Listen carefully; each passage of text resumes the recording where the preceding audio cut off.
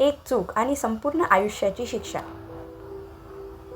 सकाळचे 7 वाजले होते. विराजच्या घरात नेहमीप्रमाणे धावपळ सुरू होती. स्वयंपाकघरातून फोडणीचा सुगंध येत होता. रेवती एका हाताने पोळ्या लाटत होती आणि दुसऱ्या हाताने 7 वर्षाच्या ओजसचा डबा भरत होती. आई, आज डब्यात गुलाबजाम आहेत ना? ओजसने हसत विचारलं. रेवती त्याच्या गालावर हलकेच थोपटली. गुलाबजाम नाही रे राजा, पण तुझी आवडती बटाट्याची भाजी आणि पराठा आहे. चालेल, असं म्हणत ओजस तिच्या गळ्यात पडला. इतक्यात हॉलमधून विराजचा मोठा आवाज आला. रेवती, माझा मोबाईल चार्जर कुठे आहे? बेडजवळच्या टेबलावर बघा. इथे नाही आहे. रेवतीने गॅस बंद केला, हात पुसले आणि धावत जाऊन टेबलाखालून चार्जर काढला. हा बघा, खाली पडला होता. विराजने तिच्याकडे न बघता चार्जर हिसकावून घेतला. प्रत्येक गोष्ट मला शोधावी लागते. घरात काहीच नीट राहत नाही. रेवती काही बोलली नाही, कारण तिला माहीत होतं विराजचा स्वभाव हल्ली खूप चिडचिडा झाला होता. ऑफिसचा ताण, बँकेचे कर्ज आणि वाढत्या जबाबदाऱ्या या सगळ्यांमुळे तो लहान सहान गोष्टीवरही रागवायचा. रेवती एका खासगी शाळेत शिक्षिका होती. विराज एका कंपनीत अकाउंट्स विभागात काम करत होता. दोघांचं लग्न होऊन 9 वर्ष झाली होती. एकेकाळी ही दोघं एकमेकांशिवाय राहू शकत नव्हते. विराज ऑफिसमधून येताना रोज एखादं गुलाबाचं फूल घेऊन यायचा. रेवती त्याच्या आवडीचा चहा तयार ठेवायची. दोघं रात्री गच्चीवर बसून तासनतास गप्पा मारायचे. पण गेल्या 2 वर्षात सगळंच बदललं होतं. प्रेम कमी झालं होतं, पण अहंकार वाढला होता. त्या दिवशी संध्याकाळी विराज घरी आला तेव्हा त्याचा चेहरा खूप उतरलेला होता. काय झालं? रेवतीने विचारलं. काही नाही. ऑफिसमध्ये काही प्रॉब्लेम आहे का? म्हटलं ना काही नाही. त्याचा आवाज इतका कडक होता की ओजसही घाबरून शांत बसला.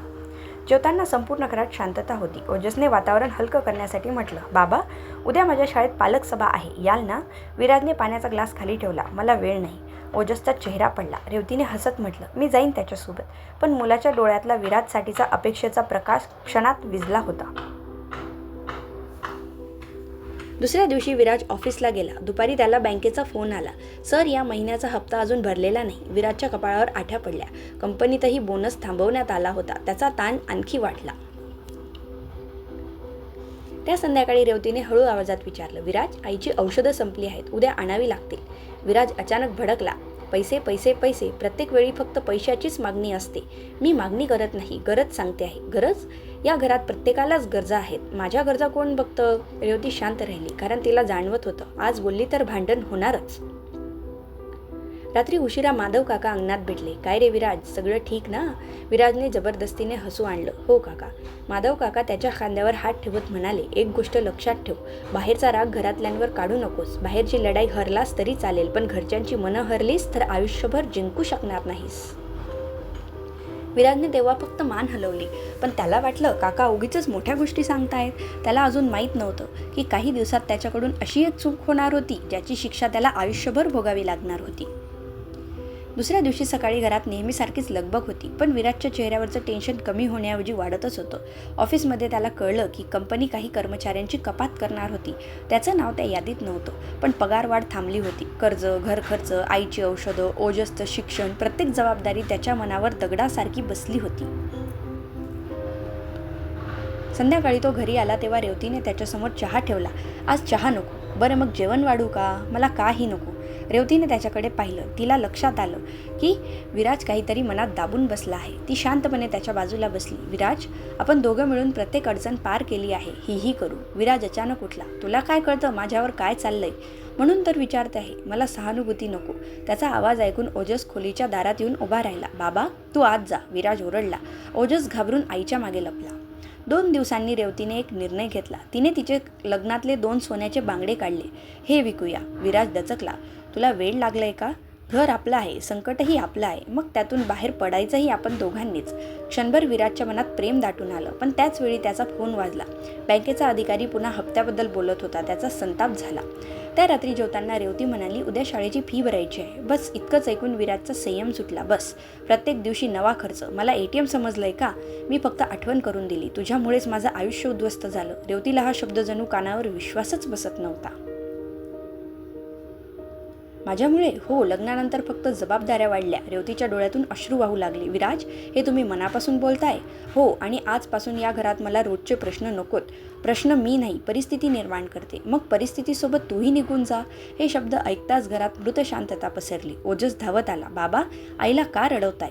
पण विराज रागाच्या भरात होता. रेवती, आत्ताच निघून जा. रेवतीने थरथरत्या हातांनी कपाट उघडलं. तिने काही कपडे एका छोट्या बॅगेत ठेवले.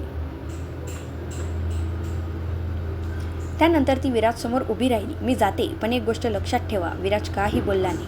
रागात बोललेले शब्द परत घेता येत नाही. ओजस आईचा हात धरून रडत होता. आई, आपण कुठे जाणार? रेवतीने त्याला मिठी मारली. जिथे देव नेईल तिथे. ती दारापाशी पोहोचली. अचानक विराजच्या मनात आवाज आला, थांबव तिला. पण अहंकार मनाला जाऊ दे, आणि त्याने एक शब्दही उच्चारला नाही. रेवतीने शेवटच्या घराकडे पाहिलं. तिच्या डोळ्यात आशा होती, कदाचित विराज आता हाक मारेल. पण ती हाक आलीच नाही. दार बंद झालं, आणि त्याच दाराबरोबर एक आनंदी संसाराचं दारही कायमचं बंद झालं.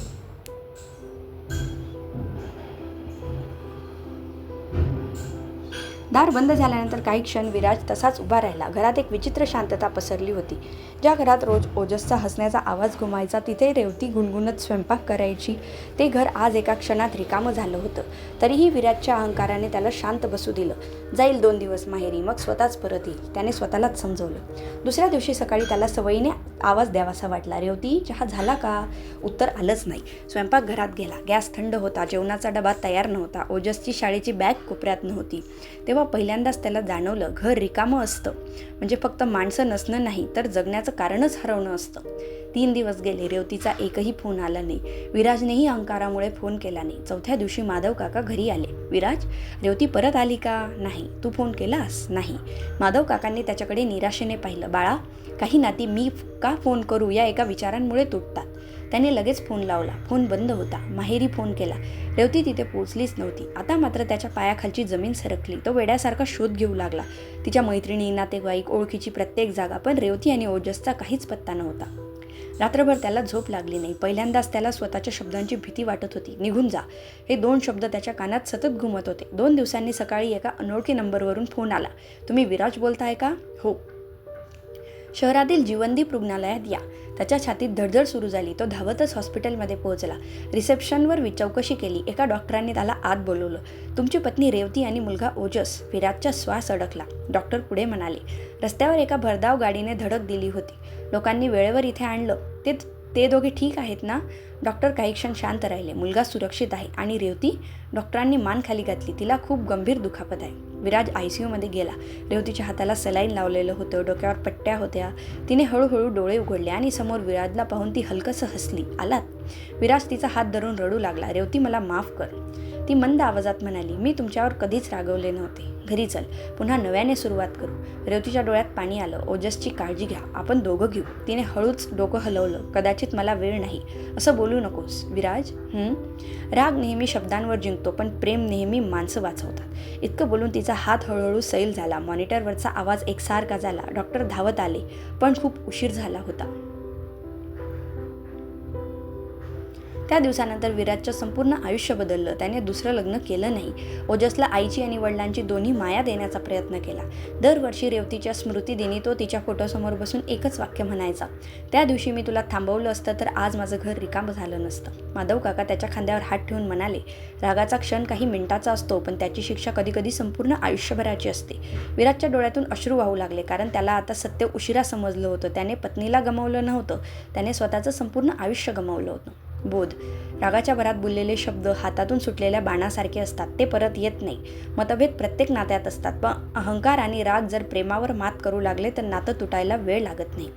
अशाच मनस्पर्शी कथा पाहण्यासाठी मनस्पर्श चॅनलला सबस्क्राईब करायला विसरू नका. धन्यवाद.